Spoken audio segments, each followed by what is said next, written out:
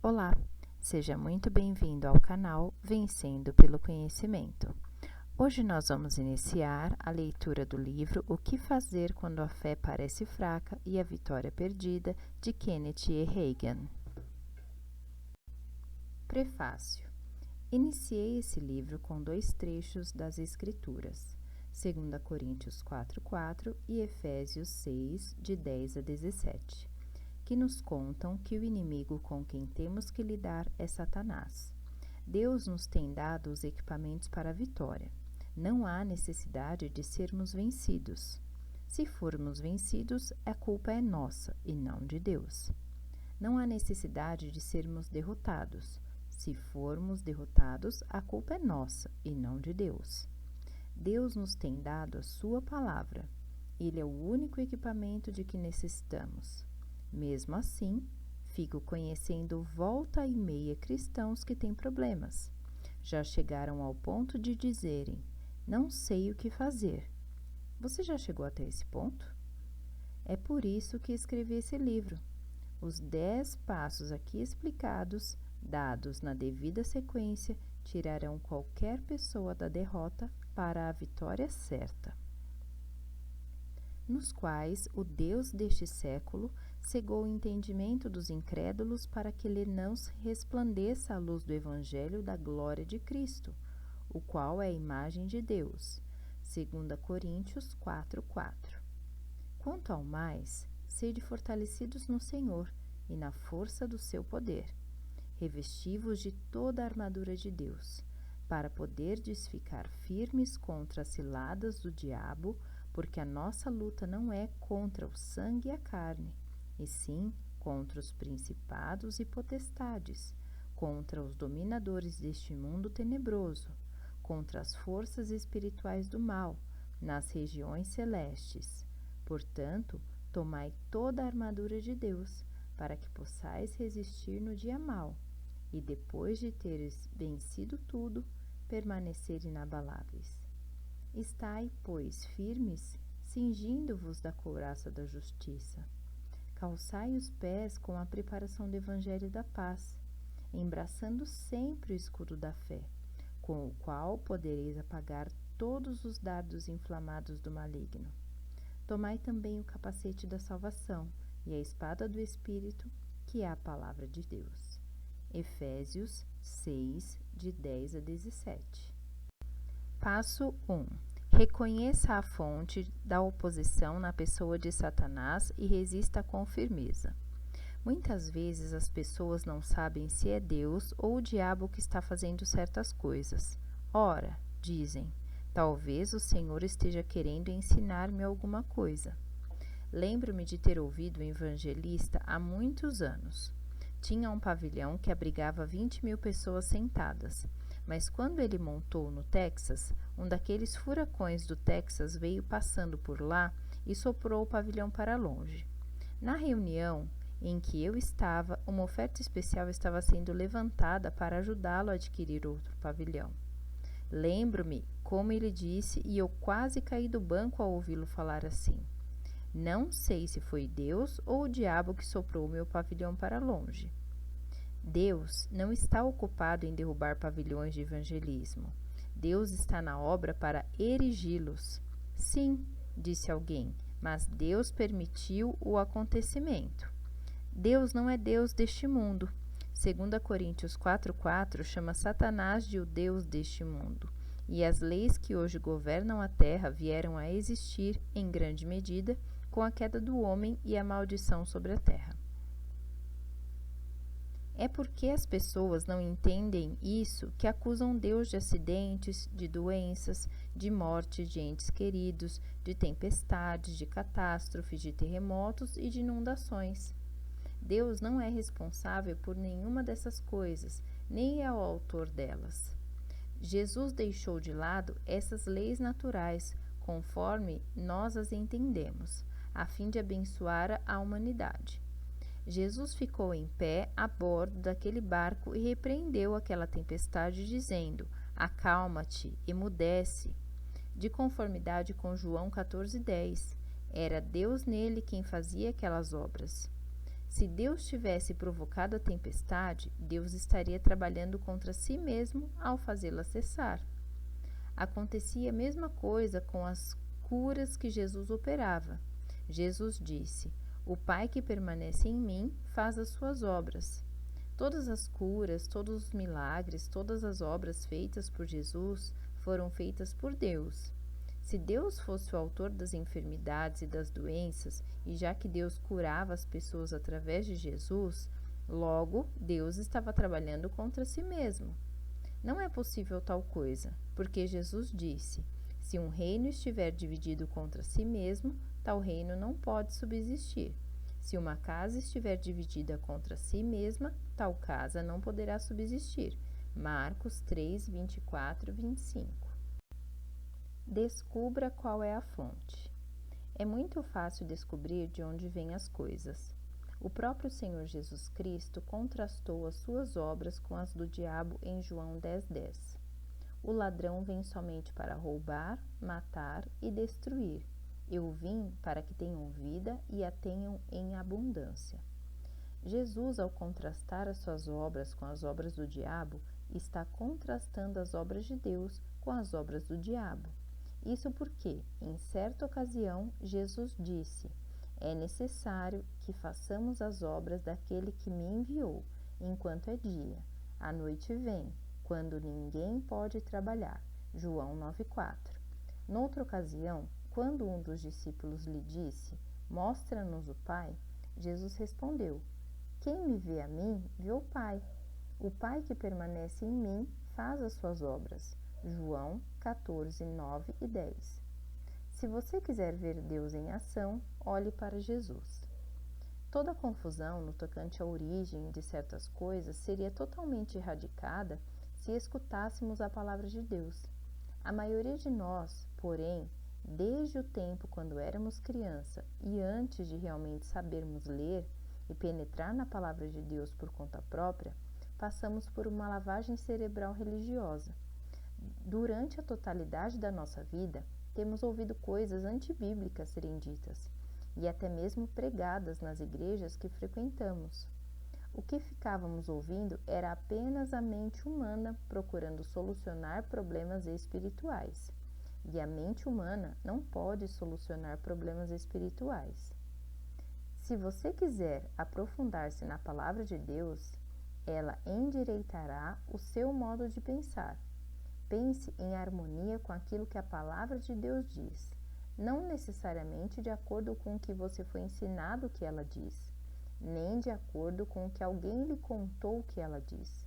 Pergunte a si mesmo: o que é que a palavra de Deus diz? Examinemos o que Jesus disse ao contrastar as suas obras com as obras do diabo. Jesus disse: "O ladrão." Ele não está chamando Deus de ladrão. Deus não é ladrão. Jesus não é ladrão, mas o diabo é ladrão. Jesus chama o diabo de ladrão. Jesus disse: "O ladrão vem somente para roubar, matar e destruir." Aquilo que rouba, aquilo que mata, aquilo que destrói é ladrão. Todas as coisas desse tipo são obras do diabo, não de Deus. Você precisa tomar consciência disso. Muitas vezes, especialmente no Antigo Testamento, quando há alusão a Deus fazendo alguma coisa, não foi ele quem realmente o fez. Noutras palavras, ele não foi o agente que a realizou. Ele não enviou males contra pessoa alguma. Deus já lhes advertia: "Se pecardes, essas coisas vos acontecerão." Suponhamos, por exemplo, que um homem suba ao telhado e depois caia e quebre a perna. Deus criou a lei da gravidade, mas o homem não poderia dizer: "Deus quebrou a minha perna", ou "Deus me empurrou do telhado", e nem sequer "Foi Deus quem o fez." Não, Deus criou a lei da gravidade. O homem quebrou essa lei e colheu os resultados. É verdade que Deus é o autor da lei da gravidade, mas não era a intenção dele que o homem quebrasse a perna. Não era a intenção dele que o homem caísse. O homem caiu acidentalmente ou por causa de não tomar cuidado. Quando, portanto, certas coisas acontecem na vida, tais como a enfermidade, as doenças, as catástrofes, etc. E as pessoas dizem: foi Deus quem fez assim. Não, ele não fez. Tais coisas acontecem porque o homem pecou. Não necessariamente o indivíduo envolvido, mas Adão pecou, e a totalidade da humanidade herdou os resultados terríveis, conforme disse John Alexander Dowie. A enfermidade é a cria imunda da sua mãe, o pecado, e do seu pai, Satanás. Todos nós pecamos e carecemos da glória de Deus. Romanos 3:23. Mas não foi a intenção de Deus que pecássemos. Deus advertiu o homem que essas coisas aconteceriam, mas não foi o propósito dele que acontecesse. Aconteceram porque o homem prestou ouvidos ao diabo. Satanás não era originalmente o Deus deste mundo. Adão o era. Volte para o livro dos inícios, o livro de Gênesis. Deus fez o mundo e a plenitude dele, e tudo era bom. Não havia o que fosse mal. Então ele criou o homem, Adão, e ele disse: Adão, eu te dou domínio sobre toda a obra das minhas mãos, sobre a terra e todo o seu conteúdo. Domina tu, ou, noutras palavras, estou te colocando como Deus deste mundo. Dirija-o tu. Mas Adão cometeu alta traição e vendeu-se ao diabo. Não tinha o direito moral de fazer assim, mas tinha o direito jurídico. Então o diabo começou a dominar sobre a terra. Veio a ser o Deus deste mundo. 2 Coríntios 4:4. O registro bíblico da tentação de Jesus nos concede a iluminação que necessitamos para compreender o domínio de Satanás sobre a terra. Lucas 4:5-8. E o diabo, levantando-o a um alto monte, mostrou-lhe num momento de tempo todos os reinos do mundo. E disse-lhe o diabo: Dar-te-ei a ti todo este poder e a sua glória, porque a mim me foi entregue, e dou-o a quem quero. Portanto, se tu me adorares, tudo será teu. E Jesus respondendo, disse-lhe: Vai-te, Satanás, porque está escrito: Adorarás o Senhor teu Deus e só a ele servirás. Ouvi um pregador no rádio dizer: aquilo não pertencia a Satanás, tudo pertencia a Deus. Satanás simplesmente mentiu. Se fosse assim o caso, Jesus teria sabido e não teria existido tentação alguma. A Bíblia diz que Jesus foi tentado. Aquele infeliz pregador pelo rádio, inconscientemente, acusou o Senhor Jesus Cristo de cometer uma fraude, de se tornar comparsa de uma mentira e de ser desonesto. Porque, se essa não foi uma tentação genuína, Jesus estava sendo desonesto. Jesus não disputava por um momento sequer que esse mundo tinha sido entregue a Satanás. Quem o entregou a ele? Foi Adão. A Bíblia nos conta que quando Satanás finalmente foi eliminado da terra, nada mais haverá que danifique ou que a destrua. Aquele será um dia grandioso, mas graças a Deus que não precisamos deixar Satanás dominar-nos agora. Embora ele seja o Deus deste mundo, ele não tem o direito de dominar a igreja, não tem o direito de nos dominar a nós como crentes. Mantenha a sua posição. É importante reconhecer que a fonte e origem da oposição é Satanás e manter firme a sua posição. Há pessoas em demasia que estão dispostas a desistirem de alguma coisa boa ao invés de reconhecerem que é Satanás quem está procurando impedir que ela se realize. Muitas das coisas a respeito das quais oramos, finanças, curas e assim por diante, têm sido realizadas no âmbito deste mundo. Mas Satanás está operando aqui. Ele levantará todas as barreiras para impedir a realização de coisas boas. Daí, se ocorrer a mínima demora, algumas pessoas dizem: talvez Deus não queira, afinal das contas, que eu venha receber aquela bênção. Saem perdendo e ficam derrotadas, ao passo que deveriam ter reconhecido que a fonte de toda a oposição é Satanás, e não deveriam ter permitido que ele as derrotasse. Iniciei esse livro com um trecho bíblico do capítulo 6 de Efésios que declara o fato de que é contra Satanás que temos que lidar. Paulo, escrevendo essa carta à igreja, disse com clareza: quanto ao mais, sede fortalecidos no Senhor. Versículo 10. Alguém disse: estou tentando ser forte. O texto não diz coisíssima alguma a respeito de sermos fortes. E é aí que as pessoas se enganam. Recaem de volta para a vida da carne e procuram fazer tudo por conta própria. O texto nada diz a respeito de um indivíduo ser pessoalmente forte. Diz: quanto ao mais, sede fortalecidos no Senhor. Não diz: sede fortes em vós mesmos. Diz: sede fortalecidos no Senhor e na força do seu poder. No passado, ouvíamos as pessoas dizerem nas reuniões de testemunhos: orem por mim, a fim de que eu fique firme e fiel até o fim. Que Deus as abençoe. Mas estava apenas trabalhando e lutando e procurando segurar firme e aguentar. E não sabiam se conseguiriam ou se não conseguiriam. Emprego com certa frequência a seguinte ilustração. Em 1937, quando o governo dos Estados Unidos estava fazendo experiências com dirigíveis e naves mais leves do que o ar, o pessoal estava procurando ancorar um balão dirigível numa torre de aço em Akron, estado de Ohio. Cerca de 200 soldados deviam segurar cordas que manteriam o balão dirigível embaixo até ele ser amarrado. Por alguma razão, aquela coisa repentinamente levantou voo rápido para as alturas. Alguns dos soldados tiveram a presença de espírito para soltar as cordas imediatamente. Outros não.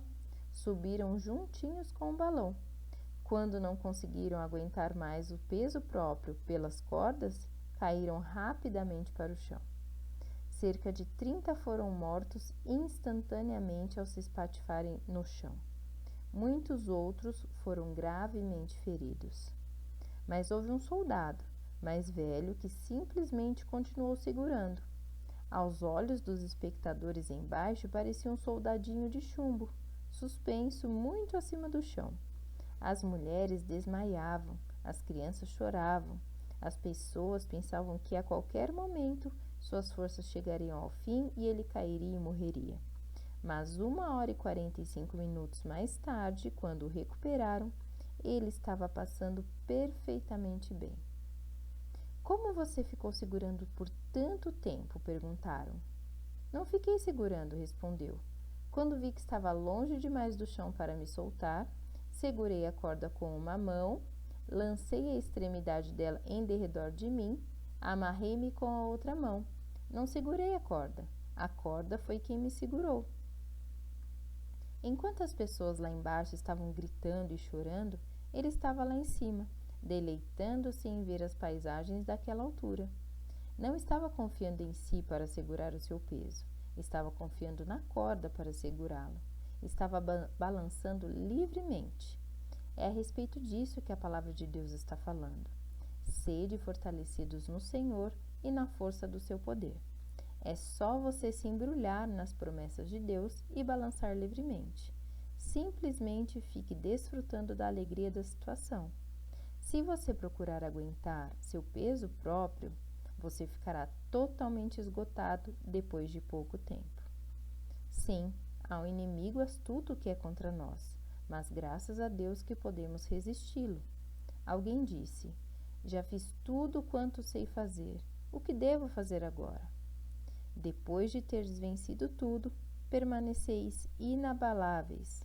Estais, pois, firmes. Efésios 6, 13 e 14. Apenas continue em pé. É isso que você deve fazer. Meu pai deixou nosso lar quando eu estava com 6 anos de idade.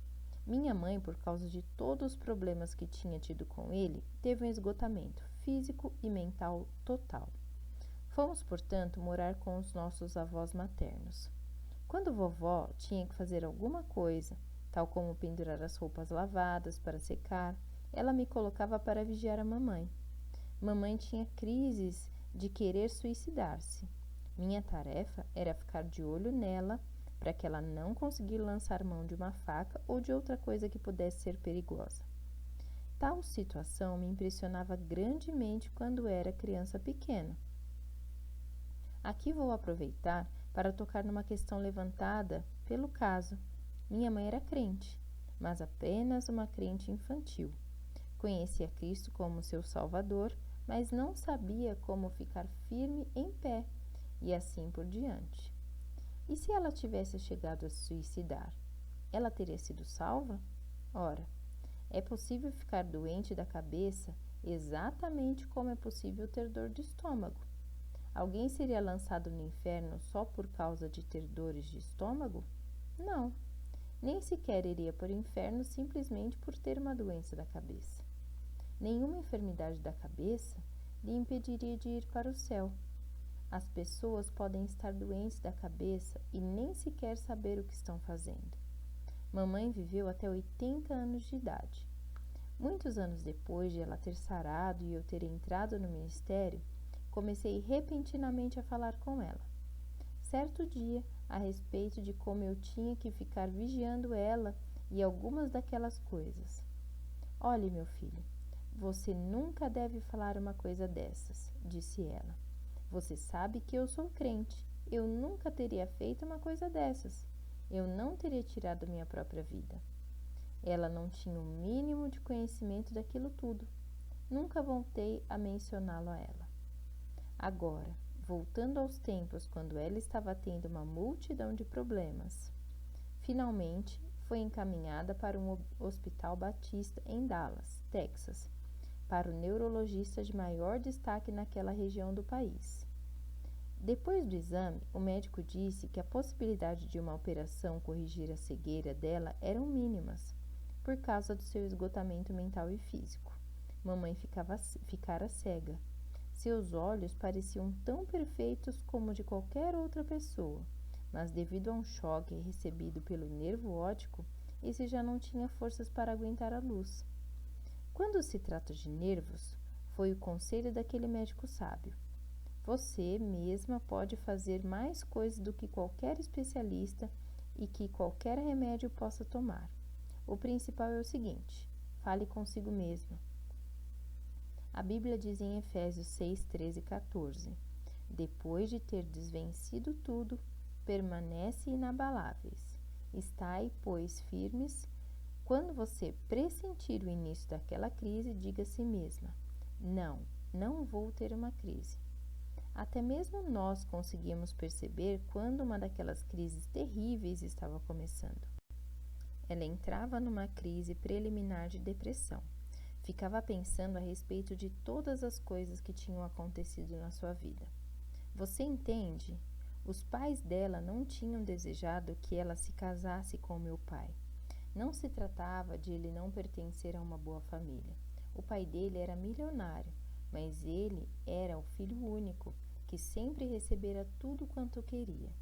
Meu avô, pai dele, gastara $50.000 e aquela soma era enorme naqueles tempos para montar um negócio para ele, 5 vezes diferentes, mas ele nunca fazia sucesso com coisa nenhuma. Simplesmente acabava com o dinheiro. Quando mamãe se casou com ele, contrariamente à vontade dos pais dela, ela disse: se escolhi uma situação difícil, aceitarei as consequências. Realmente optava por uma situação dura e procurava aguentar as consequências, mas foi demais para ela enfrentar. Se você não tomar cuidado, você poderá ficar pensando a respeito do passado, dos erros que você fez, onde você perdeu o alvo e passará a ficar deprimido. Depois, você pode entregar-se a um espírito de depressão, e tal atitude abre a porta para o diabo. Você pode ficar tão perplexo e deprimido que você passa a não saber o que está fazendo, em que direção você está indo e quase nem sequer qual é o seu próprio nome. Nós nada sabíamos a respeito da cura divina, da oração da fé e de outras coisas semelhantes, mas o fato é que mamãe realmente acolheu o conselho daquele médico. Ela simplesmente manteve firme a sua posição. Recusou-se a ter mais crises Em algumas ocasiões começava a entrar num daqueles períodos de depressão, mas não fazia aquilo que o médico mandara fazer.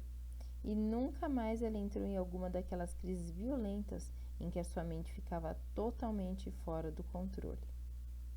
Nosso pregador local não sabia como ajudá-la, mas o médico pelo menos sabia o suficiente para lhe dar um trecho bíblico para ela se firmar nele contra alguma coisa.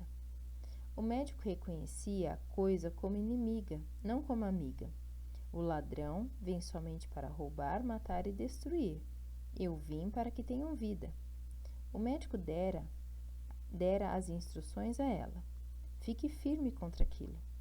Fale a si mesma. Diga, não vou ter outra crise. Não vou fazer nada disso.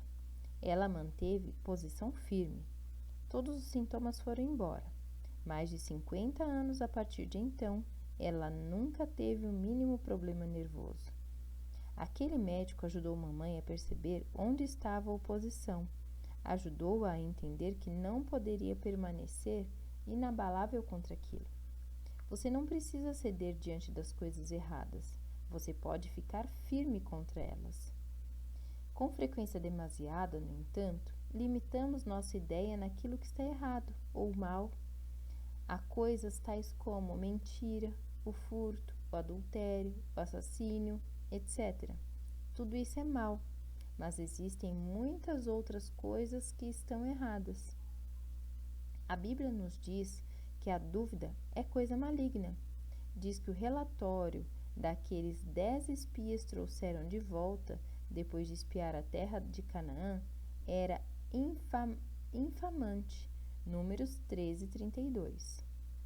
Estou contente porque consegui captar essas verdades enquanto ainda era jovem, até mesmo antes de eu ter recebido a plenitude do Espírito Santo ou saber coisa alguma a respeito. É esta a prática que sempre sigo se vier uma dúvida. Fico parado onde quer que eu estiver, no meio de uma sala, lá na rua ou onde for. Se estou sozinho, falo em voz alta. Se estou com outras pessoas ao meu redor, falo quieto. A gente não quer assustar ninguém. Se a dúvida persistir em vir contra a minha mente, digo: dúvida, resisto a você, falo para ela. Você percebe? Estou reconhecendo que o inimigo é a fonte da minha oposição. Não vou ceder a ele. É Satanás. Dúvida, resisto a você, digo. Em nome de Jesus, recuso-me a duvidar. Se vier o medo, eu sou tentado a ter medo tanto quanto qualquer outra pessoa. Falo para ele: medo, eu digo, resisto a você. Reconheço o medo e a dúvida como coisas malignas. Se a ideia de furtar chegasse a mim, eu não cederia diante dela. Você cederia? Se você estivesse visitando a minha casa e visse uma cédula de dinheiro deixada na mesa, você não diria: acho que vou pegá-la. Ninguém verá. O irmão Reagan saiu da sala. Não, você não cederia diante disso. Você resistiria. Você não se colocaria em pé na igreja para testificar: quero que vocês orem por mim. O diabo está querendo me levar a furtar 500 cruzados do irmão Reagan. Não, você teria vergonha de tal ideia.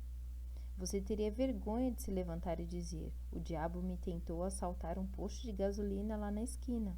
Quase o fiz. Até mesmo entrei ali de carro e parei. Daí fiquei com medo.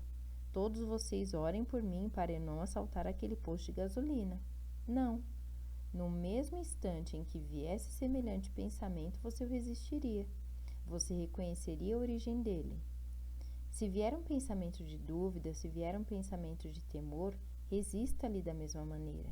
Fale para ele dizendo: não, não vou acolher aquilo. Reconheça, se você quiser andar em vitória, que a fonte de toda a oposição é Satanás, e permaneça inabalável contra ela. Satanás é o Deus deste mundo. Ele tem o direito de estar aqui. Irmão Reagan, disse certo homem com uma expressão de total seriedade no rosto, quero que você ore por mim. A favor de quê, irmão? As lágrimas apareceram nos seus olhos. Quero que você ore para eu nunca mais ter problemas com o diabo. Eu disse: quer que eu ore para você morrer? Não, disse ele, não quero morrer. Respondi: a única maneira que existe neste mundo para você não ter mais problemas com o diabo é morrer e passar para o céu. Enquanto você estiver nessa vida, você vai ter problemas com ele. Ele é o Deus deste mundo. Não há nenhuma utilidade em orar para que você não mais ter problemas com o diabo. Ele vai aparecer em todas as esquinas das ruas. Ele tem o direito de estar aqui até esgotar-se o contrato de arrendamento de Adão. Os demônios que possuíam as pessoas reconheciam a Jesus e exclamavam a ele: que temos nós contigo, ó Filho de Deus? Vieste aqui atormentar-nos antes do tempo? Mateus 8:29. O tempo ainda não chegou.